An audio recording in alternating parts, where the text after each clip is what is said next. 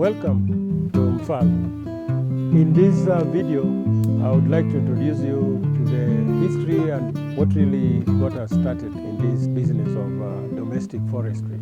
And ultimately, we ended up with insect farming. So, Mfahl is actually an acronym. M stands for Modi. Modi is the Luo word for bamboo. F is forest, so it's a Modi forest. A is acacia. H is homes, is the home of acacia. Acacia is a type of thorn tree, a leguminous hardwood, one of the few. Most people know it as a thorn tree, and there are different varieties in Kenya. The one which is dominant in the southern part of Nyanza is known as Ogongo. Farm story starts about 35 years ago when just almost by accident we realized when we left this place fallow for about 2 years that some trees, some species which had disappeared even on this farm or even in this area suddenly appeared. One of them was this one. This is called Ober in Luo. It is one tree which is very popular with sheep builders, boat builders in the lake. And probably that is one reason it just disappeared, because it was over-harvested. And as we went on preserving, we realized that there were even other areas where you just leave it for a very brief period, fallow, and then you find that Uber and other trees came up. So we started now looking for indigenous trees and started deliberately planting them. Then much later, we decided to bring in the bamboo. There are about 4 acres of 4 types of bamboos which are in this area. From bamboo, we also do a lot of value addition. We make furniture and other household things, and also it is used for constructions and other things. A bit later, when Wangari Maathai passed on, we decided to do a tribute to her, and we planted what we call Wangari Maathai Tribute Forest, which is the one here. It's mainly croton, because croton was one of the popular trees for Wangari. And this triangle is a triangle of basically croton. There's some insects which have landed on my head, and that is part of loving nature. You have also to love insects. You don't have to be too scared about them, because normally they are not so dangerous.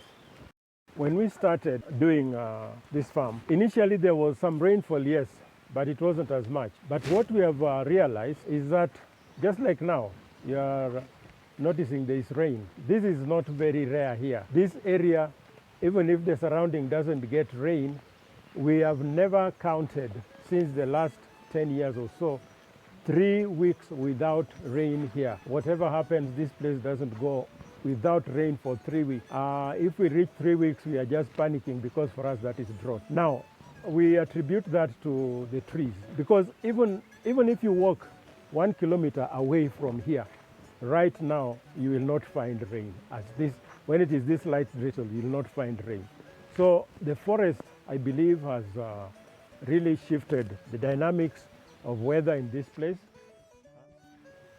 This is the other Ober, and the third one is there. There are actually 2 big ones here. These ones were the ones which motivated us to start this forest. And they're quite huge trees. Last year, that one part got a bit rotten, so we had to cut it off and let it sprout before it fell on anybody. So we had to prune it, and the other branches had to be pruned.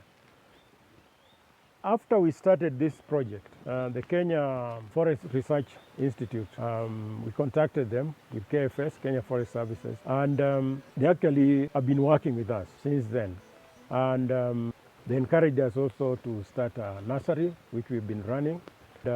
After that, they also encouraged us to start insect farming. We started off with stingless bees. We went on with stingless bees. We went to Isipe, had some training. After that, we also got introduced to other types of insects. Specifically now, we are also dealing with the black soldier fly. From the black soldier fly, we also do other more domestic insects. We work with termites. We use them for feeding chicken, especially the very young ones. Then when we go further, as they grow older, we start feeding them on the black soldier fly. And if you notice here, this is the black soldier fly. Okay? It's part of our logo.